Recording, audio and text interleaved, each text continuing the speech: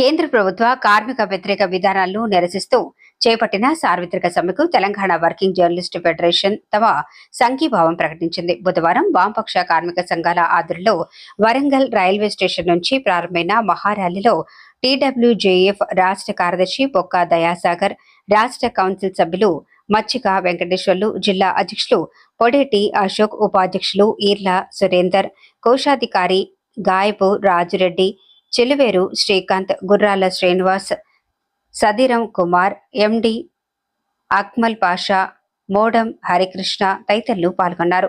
ఈ సందర్భంగా వారు మాట్లాడుతూ ప్రభుత్వ విధానాల్లో మార్పులు రావాల్సిన అవసరం ఎంతైనా ఉందని స్పష్టం చేశారు.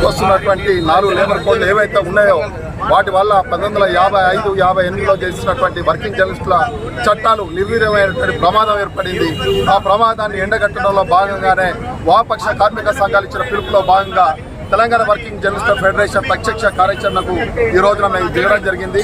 రాబోయేటువంటి భవిష్యత్ పోరాటాలలో కార్మిక సంఘాల పోరాటాల్లో ఐక్యంగా మేము ముందుకు రావడానికి ఫెడరేషన్ సిద్ధంగా ఉన్నదని చెప్పేసి పిలుపునిస్తూ నరేంద్ర మోడీ చేపట్టినటువంటి ఏవైతే 4 లేబర్ కోడ్లను వెంటనే రద్దుపరచాలని, ఈ ఉద్యమంలో ఫెడరేషన్ ముందు భాగంలో ఉంటుందని చెప్పేసి నేను ఈ సందర్భంగా మీ అందరికీ కూడా వరంగల్ ప్రజానీకానికి మనవి చేస్తున్నాను. మేధావులు, ప్రజా సంఘాలు, అదేవిధంగా కార్మికులు, కర్షకులు అందరూ కూడా ఈ సమ్మెకు పూర్తి సంఘీభావం ప్రకటించి రాబోయేటువంటి కార్యక్రమాల్లో కూడా మరి సంఘీభావం ప్రకటించాలని కోరుతున్నాను. నా పేరు Dayasagar, Telangana working journalist federation రాష్ట్ర కార్యదర్శి.